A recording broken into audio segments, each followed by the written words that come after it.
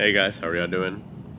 If you watched my first video, then we were able to learn together 5 ways that you could become useful asset to any diesel shop, any shop for that matter.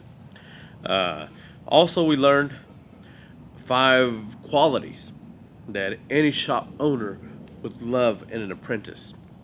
Now, I know y'all have a lot of questions, mainly, for example, like why become a diesel mechanic? What's my first year going to be like?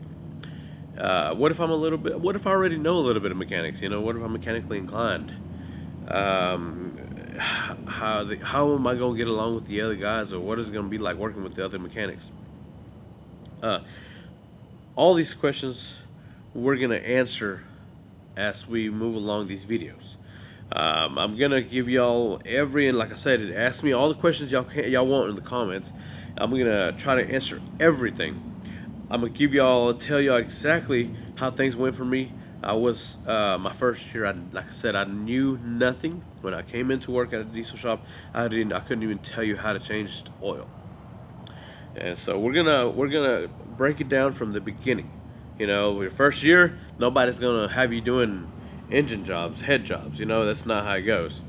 Your first year, you're just gonna be doing oil changes, brakes, minor repairs, stuff that they can see you evolve. And that's cool. That's fine because you want to learn the small stuff and gradually start learning how these engines work, how they're connected, how everything's you know put together, and you start. I mean, you won't even notice it. You just start evolving as you start researching, as you start getting taught, as you start learning yourself, your own.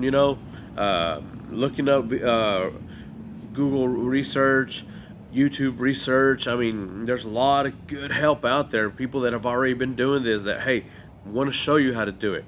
Now, then we're going to also be talking about, let's say, for example, the shops, okay? Now, the perfect place, like I started, it was in a mom and pop shop. And it was amazing, Um, I did try to apply at a dealership a couple years after I started diesel mechanicing, and I almost got the job. It's gonna be simple. It was just gonna be doing oil changes out in the road, just mobile PMs. The problem was my license was suspended, and the other candidate that was there happened to have a CDL. Now, do you need a CDL? No, I have never had a CDL, and I've been doing just fine. Now, I don't drive. I don't test drive the trucks. I let somebody else go and do that. Um, but it hasn't stopped me. So don't think that you need a CDL and you need a certification. Now, as far as certifications, man, I promise you, if you come in here working hard, there's so many of us. For example, I got my AC certification and air brake certification and stuff certificates like that, and your employers will send you to get those kind of certifications, and eventually they'll see you're fit for it, you're ready for it. Some of them will even send you to 2-3 week course or something about some diesel engines or so. I promise you'll evolve. It's so freaking awesome. I mean, I can't begin to explain how every year you become a better mechanic. Every year you know more about these trucks. Every year you get paid more. You know what I mean? Like it's freaking awesome. You also have over the road companies. Like I said, I'm an 18 wheeler mechanic for the last 10 years. So you have over the road mechanics that are shops that need just simple maintenance. Most of the trucks are probably leased, so they just need oil changes, brake changes, tire changes, minor stuff that sometimes you might not even have to mess with engines. They're under warranty or something. And they go, and then I mean, eventually some people love or the feeling of getting into a dealership.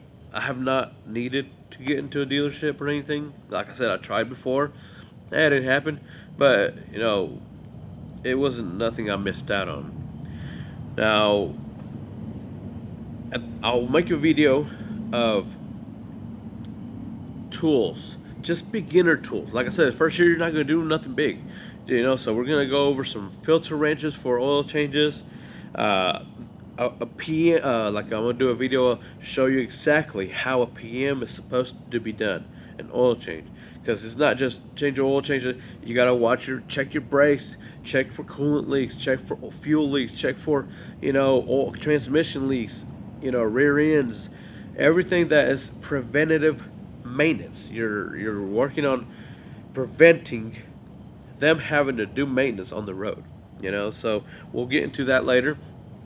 Specialty tools, laptops. We'll eventually make a video of that. We want to get you first knowledge on the beginning of what is going to be your career.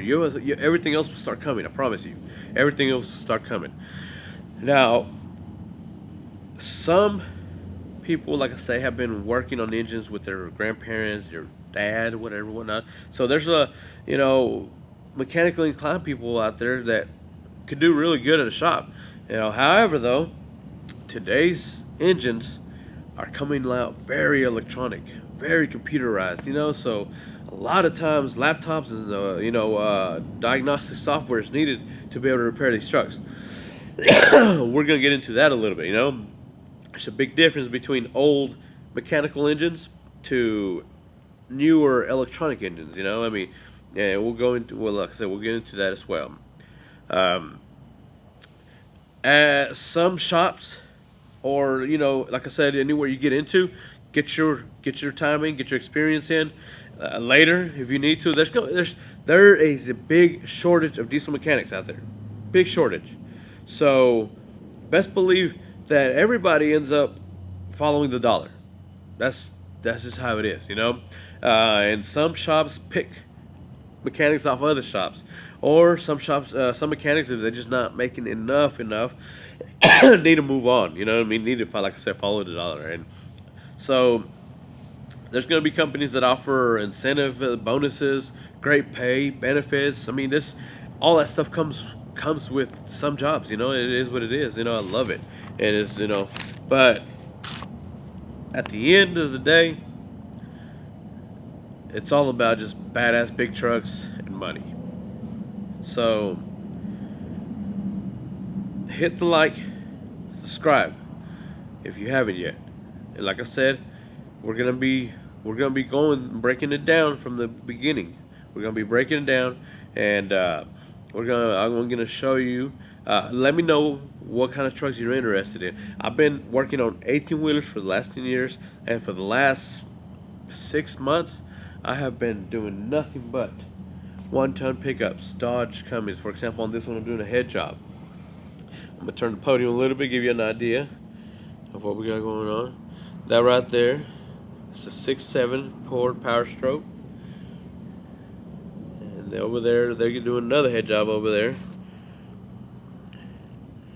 Transmission coming out of that one.